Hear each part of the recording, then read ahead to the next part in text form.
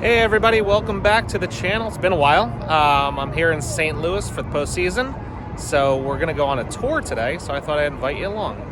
All right, come and join in.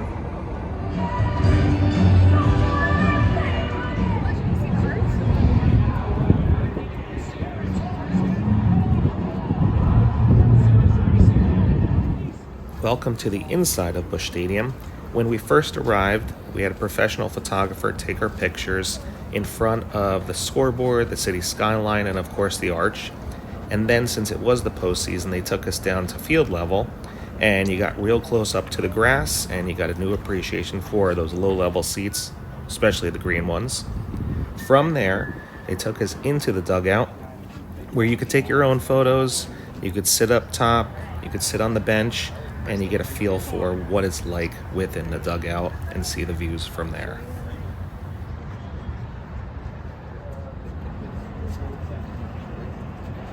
After getting another view of the field, they then took us into the tunnels, where you would typically go visit the clubhouse. However, since it was the postseason and there were players walking around, they wanted to avoid that and took us directly into the Cardinal Club. Here in the Cardinal Club is where a lot of corporate season ticket holders purchase their seats. They'll enjoy a gourmet meal before the game, have their parking included in the pass, and then go out to the green seats where they can enjoy the game behind home plate with a full wait staff throughout. Next, we walked out of the Cardinal Club and up to the second level.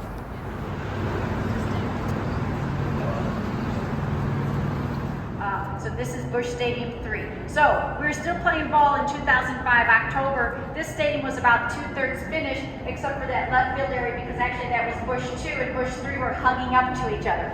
We had to finish playing ball in Busch 2, knock it down. Then we had 100 days to complete it, and we're proud to say we completed this stadium on time, under budget. And we opened April 2006. So this is Busch Stadium 3. The arch is not cut in the grass, it's actually rolled into the grass. And we do that for special occasions, opening day, playoffs, World Series, All-Star game. So it actually started the All-Star in 2009. So how they do it is it's rolled. The lawnmower has rollers on it, so it's like vacuuming at home. It'll get that shake. So it just goes one way, the other way, and that's how the arch is put in the grass.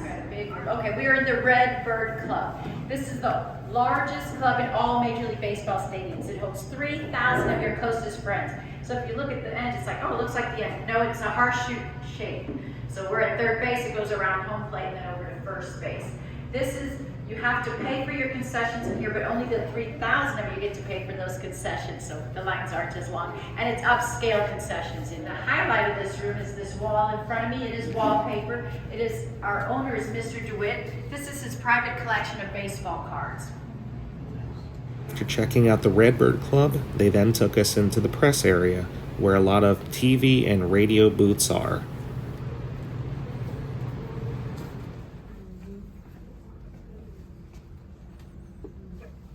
Please keep coming in.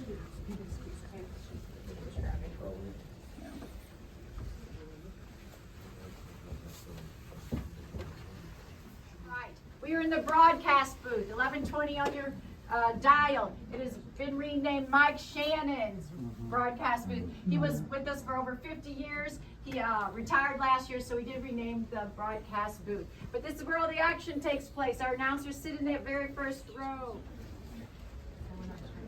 Okay, you're good.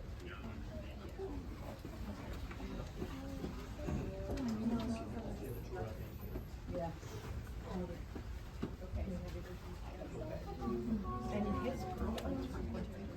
Next, we got to go into the Champions Club. This is an all-inclusive seating area that allows for air conditioning, food, and then you can go outside to enjoy the ball game. This area includes 4 of the Cardinals' Commissioner's trophies from their World Series wins. Now, they have won 11 championships over time. However, in 1967, the first Super Bowl happened. Those teams were awarded a nice shiny Lombardi trophy. Well, MLB took notice, and from that point on, instead of pennants, they transitioned into awarding teams the Commissioner's Trophy.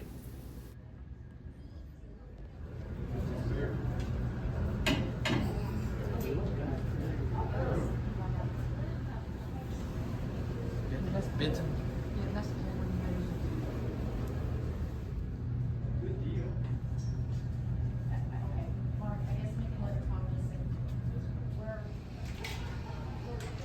The two most recent trophies that the Cardinals won are from 2006 and 2011, made by the Tiffany Company, and have a completely different look.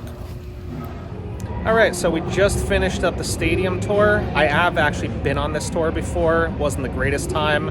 I thought we were a little bit rushed because there were some players in the building, and I guess that we didn't want to mix with them while we were downstairs. So the tunnel leading out into the park and just like seeing the clubhouse did not happen this time around, but still a pretty good tour. The worker that I had in the past as like the host, the guide, did a much better job in the past, but like we still saw a lot. Now, part of this package includes the Cardinals Hall of Fame and Museum, so that's where we'll head to next. This is the site of where the Busch 2 infield was, and now you can see it's a plaza. Right across the street behind left field of Busch Stadium is Ballpark Village. If you go into the authentic shop, right near where Cardinals Nation restaurant is, upstairs, you'll find the Hall of Fame and Cardinals Museum.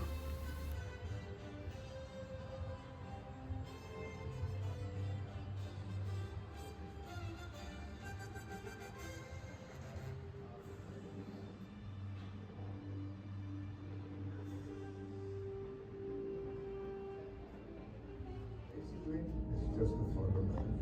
If you stick with the fundamentals of this game of baseball, day in and day out, you'll be a winner. Swinging along with it to left field. Adios, goodbye, and maybe that's the winner. A 3-run homer by Clark, and they may go to the World Series on that one, folks. I believe they talk about tradition. I think they talk about the long-standing history. I think they talk about excellence. I think they talk about winning. I think they'd also believe that the Cardinal way has something to do with the technique and the execution and some of the original ideas that come from people who are playing.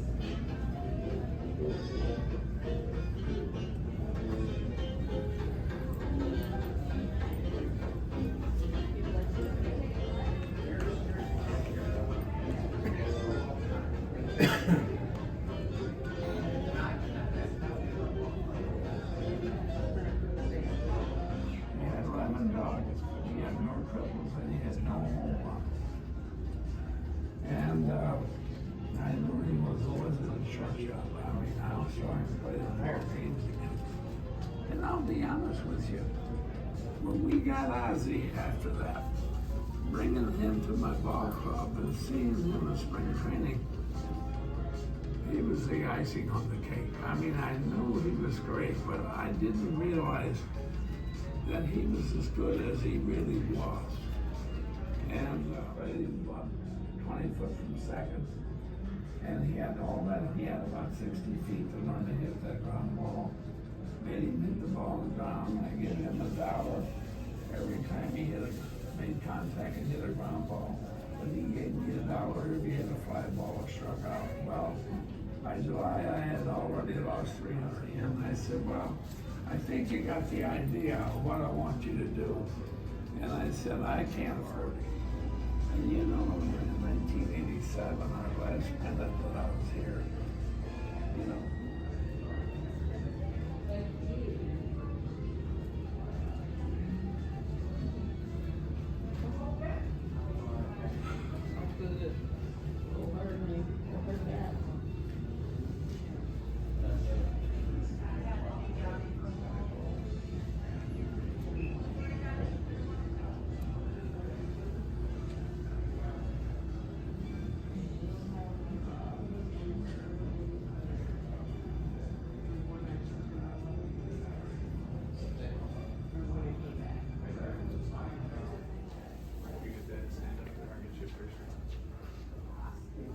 Can I hit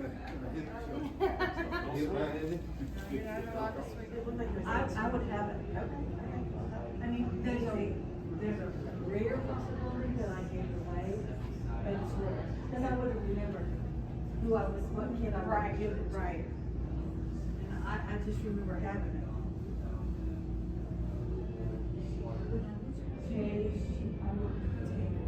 I will be there. That would be nice.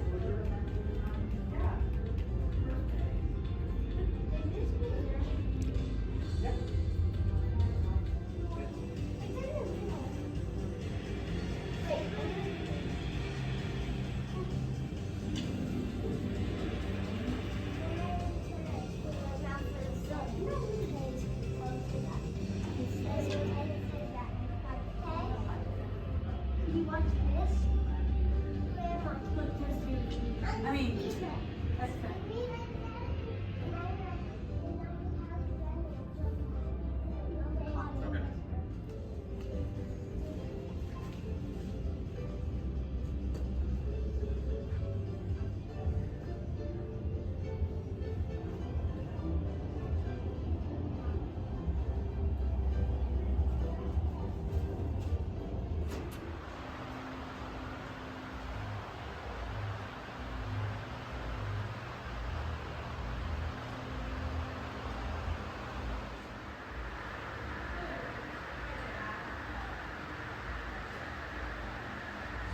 And that wraps up our St. Louis Cardinals Hall of Fame and Museum. I love that place. I could go back a million times.